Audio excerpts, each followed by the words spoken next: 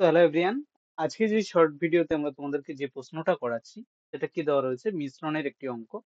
একদম ইজি পদ্ধতিতে আমরা তোমাদেরকে এটাকে সমাধান করাবো। দেওয়া রয়েছে একটি 35 লিটার দুধ ও জলের মিশ্রণে দুধ ও জলের অনুপাত কত 4:3। এই মিশ্রণে কত লিটার জল মেশালে মিশ্রণটিতে 60% জল থাকবে সেটা বের করতে বলা হয়েছে। একদমই ইজি প্রসেসে আমরা এটাকে করব। কি মেশানো হচ্ছে? জল। সুতরাং আমরা কি বলতে পারি, টোটাল ছিল 35 লিটার দুধ, তাহলে জল মেশানো হচ্ছে, কিন্তু দুধের পরিমাণ কি কোনো চেঞ্জ হবে? না, চেঞ্জ হবে না। কারণ কি, শুধু জল মেশাচ্ছি মানে মিশ্রণটা বাড়বে, কিন্তু দুধ আমাদের কিন্তু আগেও যা ছিল, পরে যতই মিশ্রণ বাড়ুক কিন্তু দুধের পরিমাণ সেমই থাকবে। তাহলে 35 লিটারে আমরা কি দেখতে পারি, 35 লিটারে দুধ আসে কতটা? দুধ ও জলের অনুপাত কত? 4:3, মানে 4/7। এত লিটার দুধ আছে, তাই তো? 35 লিটারে টোটাল 4 আর 3 7 ভাগের মধ্যে 4 ভাগ হলো আমাদের দুধ রয়েছে, এটা কেটে দিলে 5। তাহলে আলটিমেট এটা এসে দাঁড়ায় কত? 20 লিটার। 20 লিটার ছিল দুধ।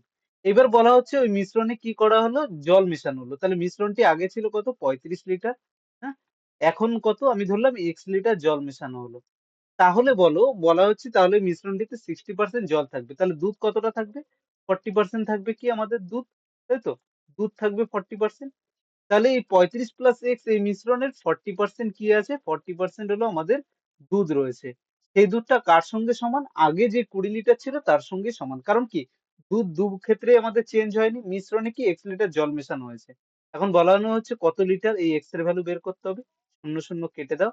এবার যদি আমি এটা দিয়ে কেটে দিই, 4 দিয়ে কাটলে 2 দিয়ে কাটলে 2, 2 দিয়ে কাটলে এটা 5 হয়ে গেল, 2 দিয়ে কাটলে এটা 10 হয়ে গেল।